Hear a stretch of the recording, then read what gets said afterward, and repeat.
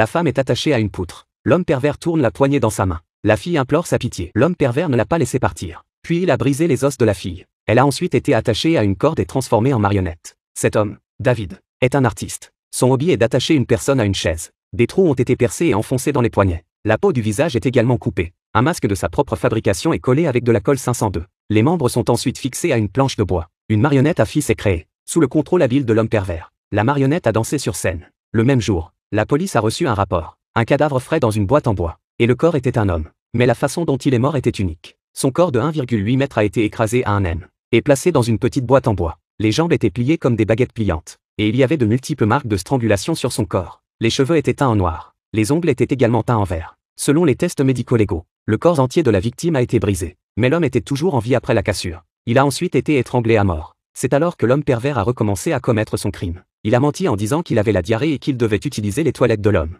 L'homme n'a même pas réfléchi à 2 fois avant de le laisser entrer. Il a sorti l'anesthésiant qu'il avait préparé à l'avance. Il a emmené l'homme avec lui. Pendant que la police s'interrogeait, l'homme pervers a attrapé un couple de jeunes amoureux. Le couple a été dépouillé de tous ses os. Ils ont été attachés à une poutre et transformés en une véritable marionnette. On a vu l'homme se débattre. Le moment suivant, l'instant d'après, l'homme pervers le plaque au sol. Regardez la vidéo. Aimez-la et abonnez-vous. L'homme pervers ne vous fera pas de mal. Le même jour, la police a reçu un autre rapport. Cet homme était mort exactement de la même manière que le précédent. Seulement, cet homme était entouré de fleurs. Il n'y avait pas de marque de strangulation sur son cou, mais il y avait un trou dans sa main. Puis un policier attentif a remarqué. Les 2 victimes portaient la même marque de vêtements et ils étaient identiques. Ils ont donc trouvé la boutique de la marque sur internet. Mais quand le propriétaire a vu les photos des vêtements qu'ils ont apportés, il a dit qu'il devait aller à une réunion de parents pour ses enfants. Il a tourné la tête et est parti. La minute suivante, le gérant du magasin s'est retourné et est venu vers l'homme pervers. Il s'est avéré que le gérant du magasin était venu ici pour menacer l'homme pervers. Il ne lui dirait pas la vérité s'il le payait. Et l'homme pervers n'était pas en reste.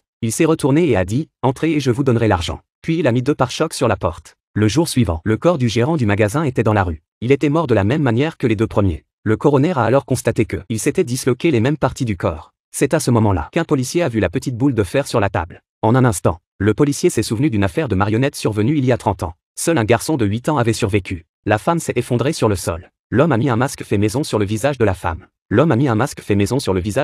a ensuite retiré tous les os de son corps pour en faire une marionnette à fils. C'est à ce moment-là que cet homme pervers a pris en otage un pauvre père et son fils et les a invités à voir un spectacle spécial. Les 2 marionnettes ont alors répété encore et encore. À ce moment-là, la marionnette mâle a commencé à bouger quand il n'en pouvait plus. L'homme pervers a jeté la marionnette au sol et l'a menacé de le tuer tous les 2 si la performance n'était pas correcte. Je les tuerai tous les 2. Il a ensuite pris son arme et a tiré sur l'homme dans la jambe. C'est alors que la police a trouvé un indice. Tout pointait vers David. Je pense qu'il essayait de recréer un meurtre qui a eu lieu il y a 30 ans. C'est pourquoi tant de personnes ont été arrêtées. Il s'avère qu'il y a 30 ans, lui et son père ont été impliqués dans une tragédie. Il a eu beau supplier les méchants de laisser son père tranquille. Mais en vain. Son père a été abattu par un tireur et laissé pour mort. Mais c'est ainsi que David a regardé son père. Il a regardé son père mourir à ses côtés. Il est devenu lui-même un psychopathe. Puis la police est apparue juste à temps alors qu'il était sur le point de continuer son spectacle. Avec la police qui le persuadait, David a pleuré comme un garçon de 200 livres. Immédiatement après, David a laissé tomber l'arme dans sa main. Dans les yeux de David, il voyait une foule de gens qui l'applaudissaient. Et aux yeux de la police, c'était une affaire d'État. La foule était le fantasme d'un homme pervers. Et puis il a été emmené par la police. Et c'est la fin de l'histoire.